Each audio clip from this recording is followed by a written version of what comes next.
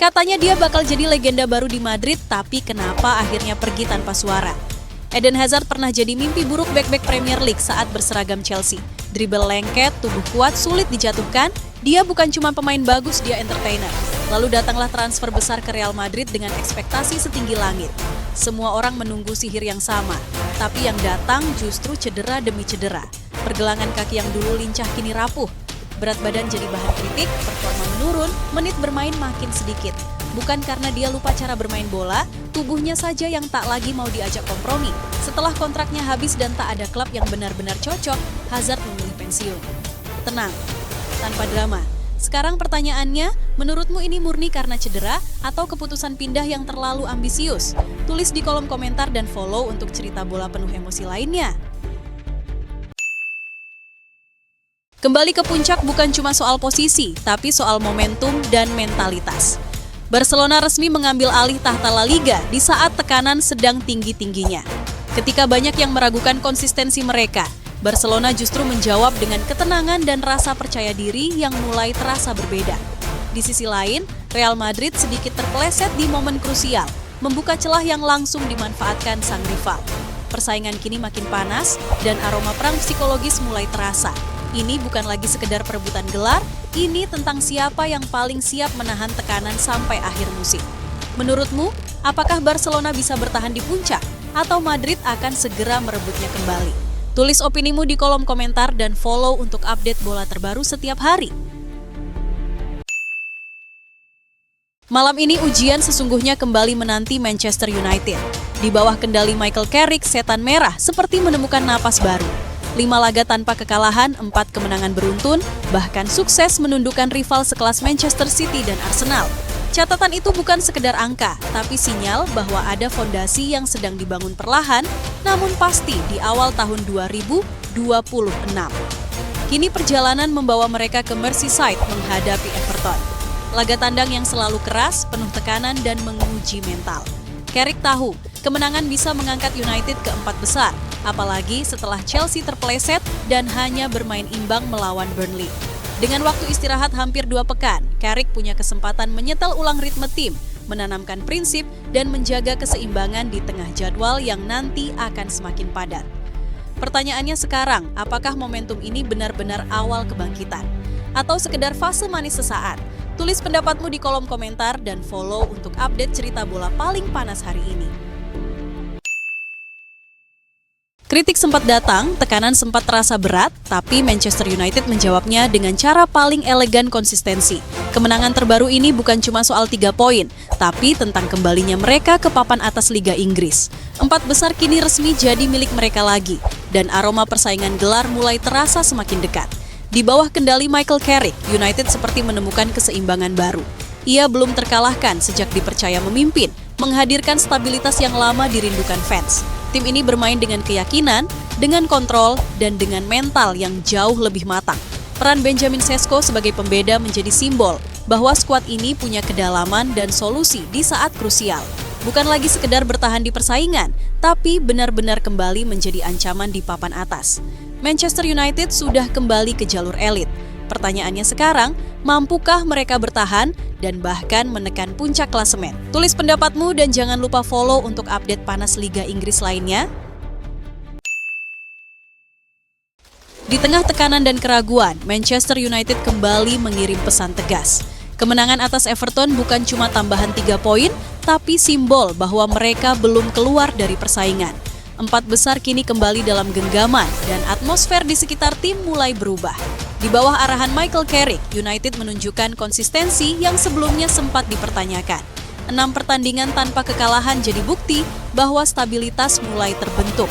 Carrick tak berbicara soal kesempurnaan, melainkan proses, kerja keras, dan karakter tim yang terus dibangun.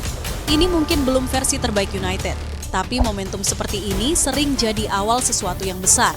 Pertanyaannya, mampukah mereka menjaga ritme ini sampai akhir musim?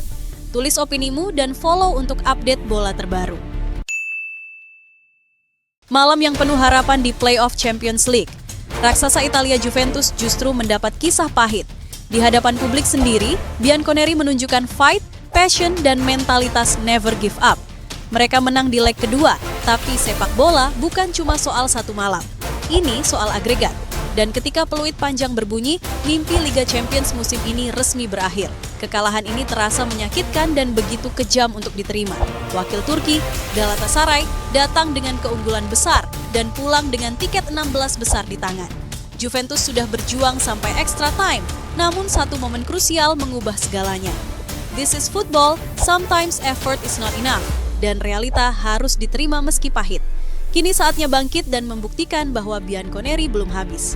Tulis pendapatmu di kolom komentar dan follow untuk update bola terbaru.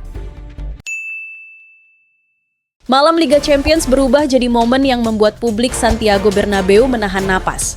Bek muda, produk Akademi Real Madrid Raul Asensio harus ditarik keluar dengan penyangga leher setelah benturan keras dengan rekan setimnya sendiri, Eduardo Camavinga. Ia terlihat memegangi dada saat tim medis bergegas memberi penanganan dan stadion pun memberikan tepuk tangan penuh dukungan saat ia ditandu keluar. Di tengah atmosfer panas laga Eropa yang juga sempat diwarnai isu terhadap Vinicius Junior, perhatian kini tertuju sepenuhnya pada kondisi Asensio. Bagi Madridista, ini bukan cuma soal lolos atau tidak, tapi tentang kesehatan salah satu talenta masa depan mereka. Tulis doa terbaikmu untuk Asensio di kolom komentar dan follow untuk update kabar terbarunya. Ambisi besar Inter Milan di Liga Champions musim ini harus berakhir lebih cepat dari yang diharapkan. Bermain dengan status tim besar dan penuh ekspektasi, Nerazzurri justru gagal melangkah lebih jauh setelah disingkirkan oleh wakil Norwegia Bodø Glimt. Hasil ini menjadi tamparan keras bagi proyek dan ambisi mereka di Eropa karena secara nama dan pengalaman Inter jelas lebih difavoritkan. Kegagalan ini memunculkan banyak tanda tanya tentang konsistensi, mentalitas, dan kesiapan mereka bersaing di level tertinggi. Kini, tekanan akan semakin besar dan evaluasi besar hampir pasti menanti di akhir musim. Menurut kamu, ini sekedar langkah mundur sementara atau sinyal bahaya untuk Inter? Tulis pendapatmu di kolom komentar dan follow untuk update bola terbaru setiap hari. Benjamin Sesko mungkin tidak selalu masuk dalam daftar starter, tapi justru dari bangku cadangan dia jadi mimpi buruk lawan. Di musim ini bersama Manchester United, namanya identik dengan satu peran super sub mematikan. Saat tempo mulai turun dan bek lawan kelelahan, Sesko masuk dengan energi baru, postur tinggi, langkah panjang, dan insting gol yang tajam. Dia tak butuh banyak sentuhan, tak perlu banyak peluang, satu momen cukup untuk mengubah arah pertandingan. Di bawah arahan Michael Carrick, striker muda Slovenia ini menunjukkan mentalitas luar biasa. Tidak mengeluh, tidak banyak bicara, hanya membuktikan lewat gol. Benjamin Sesko bukan sekedar pelapis, dia adalah kartu as yang disimpan sampai waktu yang tepat. Dan musim ini, setiap kali dia berdiri di pinggir lapangan siap masuk, satu hal pasti sesuatu akan terjadi. Menurut kamu, Benjamin Sesko itu lebih berbahaya jadi super sub atau justru harus jadi starter utama di Manchester United? Ketik super sub kalau dia lebih mematikan dari bangku cadangan atau starter kalau sudah waktunya dia main sejak menit pertama. Di tengah kabar bahwa Neymar tak masuk rencana timnas asuhan Carlo Ancelotti, jawabannya datang dengan cara paling elegan dengan performa luar biasa. Bersama Santos, Neymar jadi pembeda saat menaklukkan Vasco da Gama. 2 gol yang ia ciptakan bukan sekedar angka, tapi pernyataan tegas bahwa kualitas, insting, dan mental bintang masih melekat kuat. Di saat namanya diragukan, Neymar memilih berbicara lewat kontribusi nyata. Ini bukan cuma soal 3 poin, ini tentang pembuktian. Menurut kalian, Neymar masih layak jadi andalan Brasil? Tulis pendapat kalian di kolom komentar dan jangan lupa follow untuk update berita bola terbaru.